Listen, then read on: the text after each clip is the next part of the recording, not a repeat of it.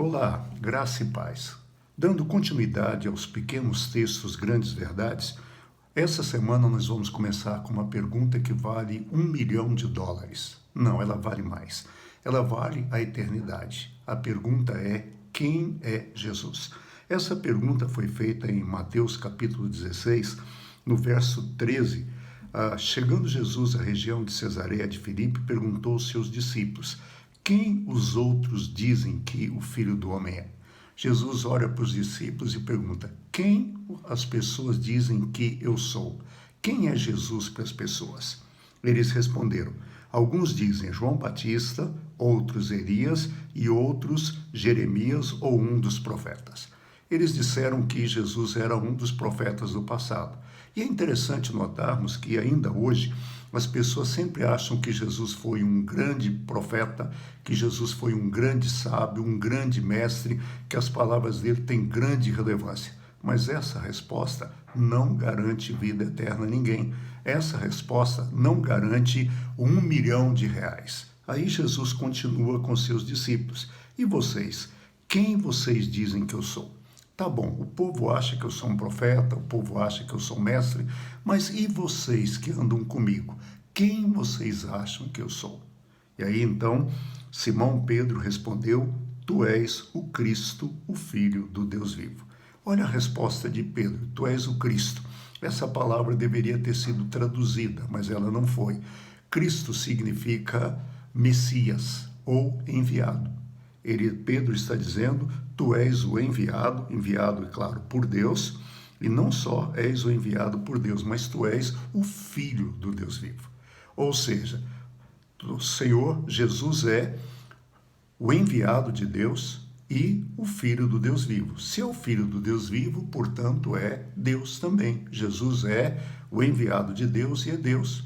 E é interessante que essa é a resposta. Quem é Jesus? Jesus é o Filho de Deus, nosso Salvador, o sangue dele nos salva, o nosso Redentor. Ele pagou o preço, o Redentor é aquele que paga o preço. Ele pagou o preço para a nossa vida eterna e o preço foi a morte na cruz. E não só isso, ele é o nosso Senhor. E aí Jesus responde a Pedro: feliz é você, Simão, filho de Jonas, porque isso não foi revelado a você por carne ou sangue, mas por meu Pai que está nos céus. Ou seja, reconhecer que Jesus é o Filho de Deus, que ele é o enviado de Deus para a nossa salvação, isso é uma revelação que vem do próprio Deus. E Jesus continua dizendo a Pedro: eu digo a você que você é Pedro, e sobre esta pedra edificarei a minha igreja, e as portas do inferno não poderão vencê-la. Tu és Pedro, e sobre esta pedra. Aqui Jesus faz um trocadilho na língua grega. Tu és Petrus, e sobre esta Petrus edificarei, e sobre esta Petra, que é pedra, edificarei a minha igreja. Pedro é Petrus e pedra é Petra. Então Jesus faz esse trocadilho. Tu és Pedro, e sobre esta pedra edificarei a minha igreja. E aí, o que é a pedra? O que é a pedra? É interessante vermos como os pais da igreja, como os antigos servos do Senhor, interpretaram isso. Orígenes, que viveu entre 185 e 254, ou seja, final do segundo século até meados do terceiro século, que foi considerado o pai da interpretação simbólica da Bíblia, Orígenes dizia que a pedra é Pedro. Ou seja, essa é a interpretação que a Igreja Católica assume. A pedra é Pedro, por isso Pedro é considerado pela Igreja Católica Apostólica Romana como o primeiro Papa.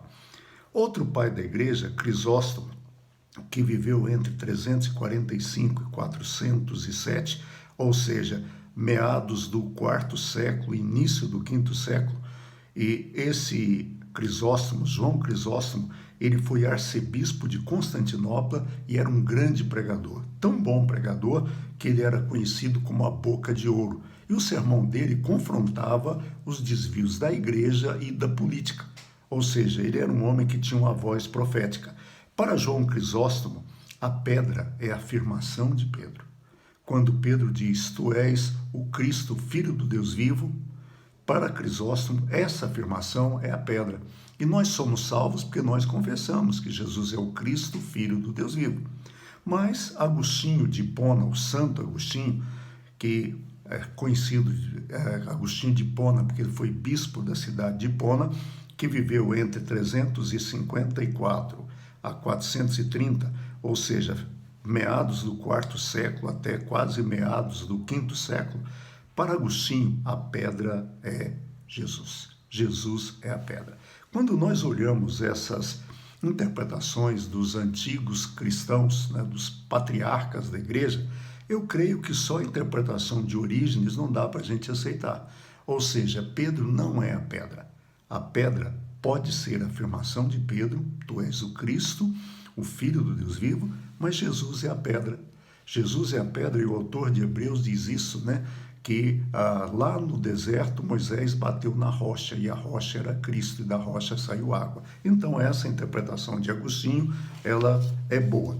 E tem outra coisa que chama atenção nesse pequeno texto, é que Jesus diz para Pedro: e sobre esta pedra edificaria a minha igreja e as portas do inferno não prevalecerão contra ela.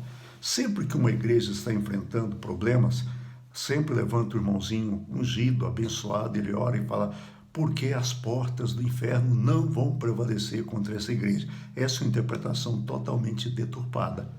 A porta, cidades medievais, as cidades antigas, elas eram cercadas de muro e tinha porta. A porta era um mecanismo de defesa. E Jesus disse que as portas do inferno não prevalecerão contra a igreja. Não é o inferno que ataca a igreja, é a igreja que arrebenta as portas do inferno. Sempre que uma pessoa aceita Jesus como seu Senhor e seu Salvador, ele foi retirado do inferno. As portas do inferno foram destruídas. Sempre que uma injustiça é desfeita, as portas do inferno foram destruídas. E é a igreja quem deve arrebentar as portas do inferno e não o contrário. Fique com Deus e até amanhã.